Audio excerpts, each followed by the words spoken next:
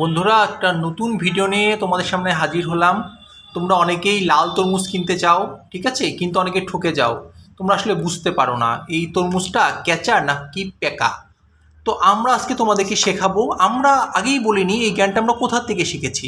আমরা শিখেছি ফেসবুক এবং ইউটিউবের বিশিষ্ট বড় বড় বিজ্ঞানীদের কাছ থেকে। আজকে সেটা তোমাদেরকে শিখিয়ে তোমাদেরকে তাদের জ্ঞানে জ্ঞানান্বিত করব, ঠিক আছে বন্ধুরা? আচ্ছা বন্ধুরা, তোমরা একটু খেয়াল করবে, যদি তোমরা লাল টকটকে পাকা তরমুজ কিনতে চাও, তাহলে তোমরা দেখবে এই যে এখানে যে বোটাটা আছে, ঠিক আছে, বা এখানে তারা ফেসবুকের বা ওদের বিজ্ঞানীদের ভাষ্যমতে এটাকে তারা ফুল বলে। এই ফুলটা যত ছোট হবে বা বটুলিটা যত ছোট হবে, তত তোমাদের লাল তরমুজ পাওয়ার সম্ভাবনা বাড়বে, ঠিক আছে, তার মানে বেশি হবে।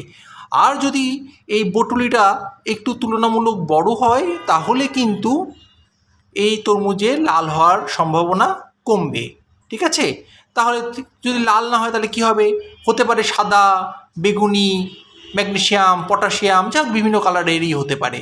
তাহলে তাহলে আমরা যেহেতু তোমাদেরকে সায়েন্স শেখাচ্ছি, এটা তো একটা সায়েন্স, এটা তো বিজ্ঞান, বুঝতে হবে। তো এই জন্য সায়েন্স তো শুধু আসলে কথা বলে না, থিওরি বলে না, প্রমাণ দেয়। দেখেছো, এই যে ফেসবুক আর ইউটিউবের বিজ্ঞানীদের ভাষ্যমতে আমরা কিনেছি, দেখেছো টকটকে লাল হয়েছে। তাহলে আবার আমরা রিক্যাপ করি, যদি লাল তরমুজ কিনতে চাও তাহলে অবশ্যই বটলিটা কি হতে হবে? ছোট হতে হবে, ক্ষুদ্র হতে হতে হবে। ধন্যবাদ সবাইকে, বন্ধুরা ভালো থাকবে।